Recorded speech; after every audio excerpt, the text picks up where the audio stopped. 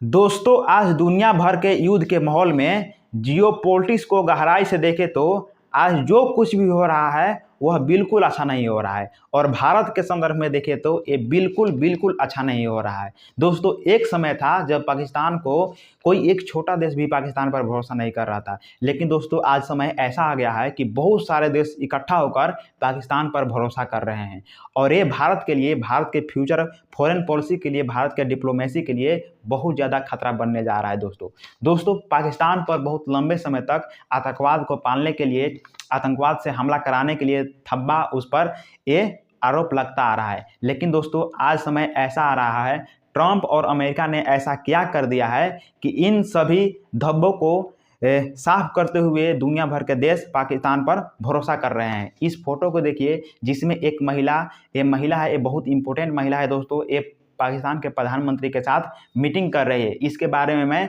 Deep analysis करने वाला हूँ। ये फोटो भारत के लिए खतरे की घंटी है। दूसरा मैं न्यूज़ ये देने जा रहा हूँ कि इसके लिए मैं दूसरा न्यूज़ के लिए मैं यही कहना चाहूँगा कि ये तो साला होना ही था। क्या होना था?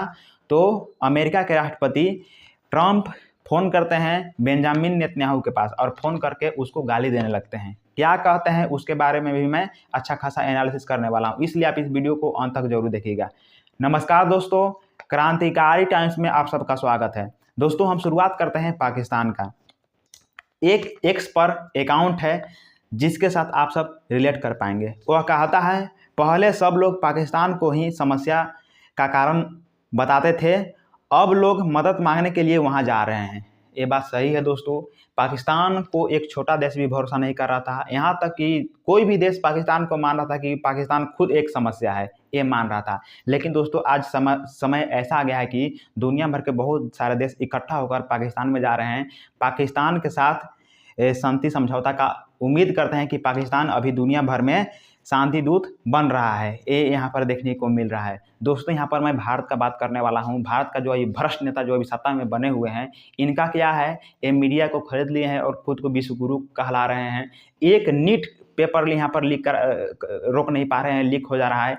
नीट से लेकर इम्पोर्टेंट पेपर, एक छोटा छोटा एग्जाम भी लीक हो जा रहा है। तो भारत का फ्यूचर कहाँ जा रहा है, भारत का भविष्य, युवा भविष्य कहाँ जा रहा है, तो भारत कैसे प्रोग्रेस करेगा? यहाँ पर जो अभी जो दुनिया भर में जियोपॉलिटिक्स घटनाएं घट रहा है, ये भारत के लिए बिल्कुल अच्छा नहीं है दोस्तों।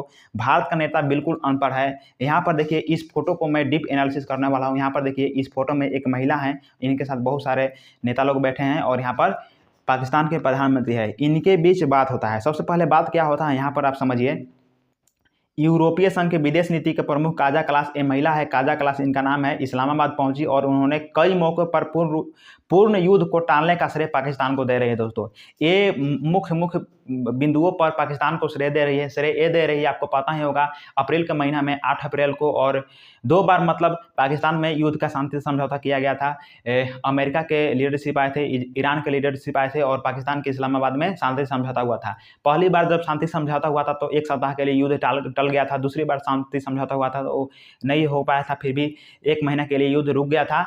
लेकिन अभी भी पाकिस्तान इस युद्ध को पूर्ण रूप से रोका हुआ नहीं है। लेकिन फिर भी ये जो महिला है काजा कलास, ये पूर्ण रूप से पाकिस्तान को यहाँ पर श्रेय दे रहे हैं कि ये युद्ध अभी रुका हुआ लग रहा है, इसका पूरा श्रेय अधिक पाकिस्तान को देना चाहिए। और ये बोल रही है कि फ्यूचर में यदि ईरान वार रुक जाता है तो इसका पूरा श्रेय पाकिस्तान को ये देने के लिए बोल रही है। और ये बोल रही है कि ये युद्ध लंबे समय तक के लिए, यानी कि 10 साल से भी ज़्यादा समय के लिए इस युद्ध को रोक देना चाहिए और पाकिस्तान से अपील कर रही है कि पाकिस्तान रोक दे और इसका भी श्रेय ये पाकिस्तान को दे रही है। अब समझिए दोस्तों, यूरोपीय संघ के जो महिला है एक कौन है, काजा कलास।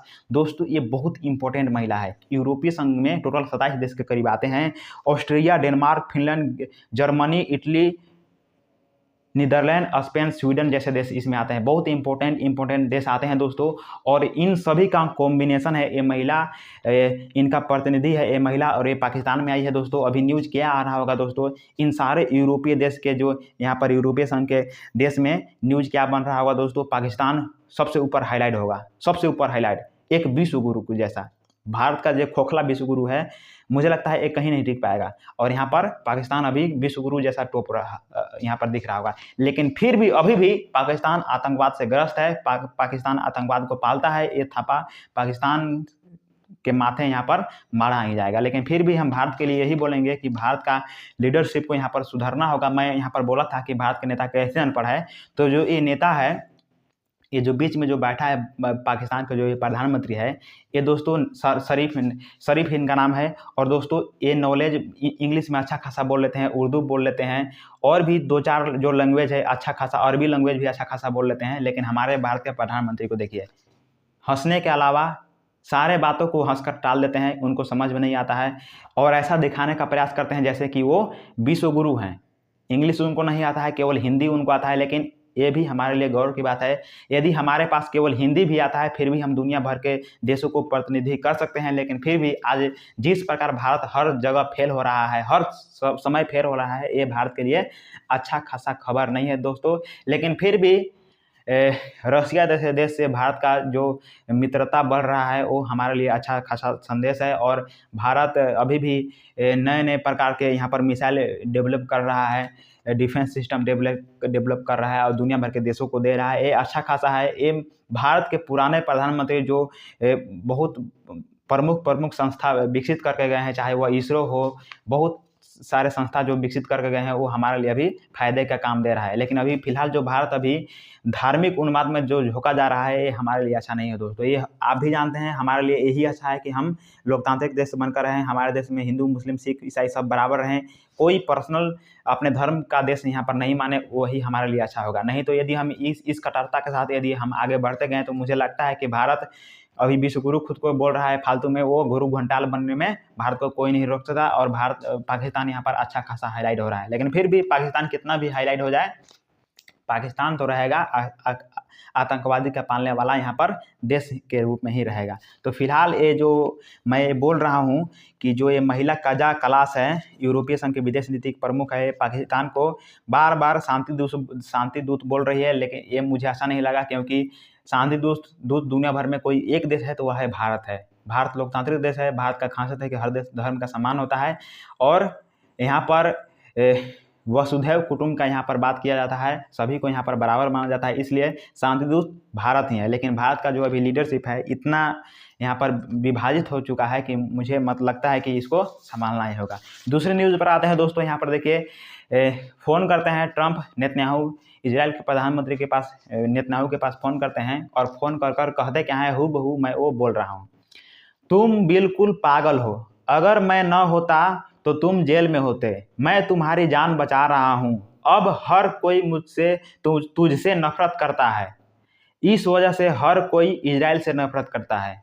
ये ट्रंप इजराइल के प्रधानमंत्री से कहते हैं। लेकिन यहाँ पर अमेरिका के राष्ट्रपति ट्रंप को भी सोचना चाहिए, भाई तुमने क्या समझदारी दिखाई, तुम भी तो डेमोक्रेसी देश हो, तुम्हारे इतिहास बहुत पुराना है, अच्छा यहाँ पर तुम्हारे राष्ट्रपति आए हैं, लेकिन तुम यहाँ पर क्या कर रहे हो, दूसरे देश का जासूसी करवा रहे हो, तख्ता पलट करवा रहे हो, सरकार चेंज कर रहे हो, इसे तुम्हारा क्या फ़ायदा होने वाला है।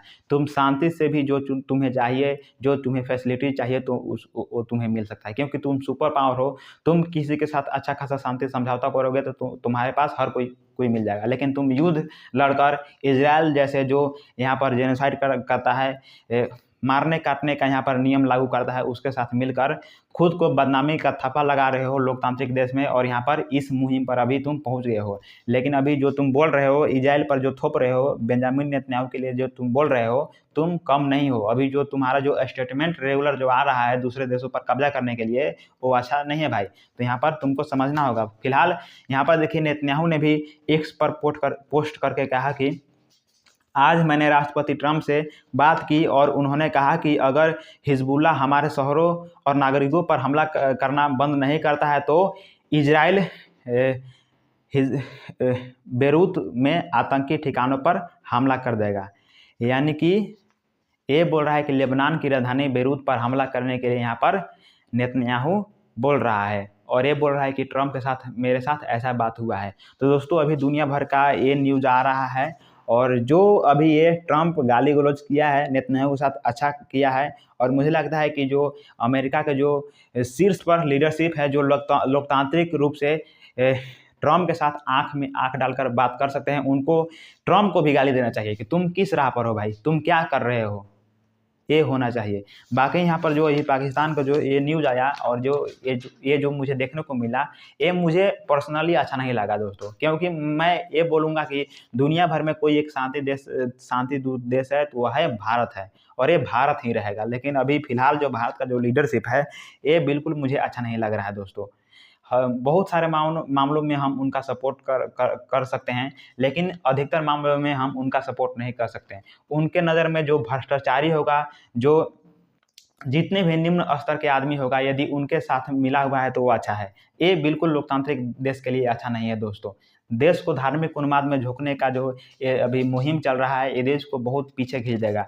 ये तो पुराने प्रधानमंत्रियों का देन है जो भारत में आईआईटी, इसरो, बहुत सारे संस्था यहाँ पर विकसित हो चुके हैं। उनके माध्यम से अभी देश प्रगति कर रहा है और रसिया जैसे देश से गहरी मित्रता के साथ आगे बढ़ रहा है। ये तो पुराने प्रधानमंत्री का ही देन है। बाकी इस वीडियो में इतना ही और आपसे मिलते हैं अगले वीडियो में। धन्यवाद। जय हिंद।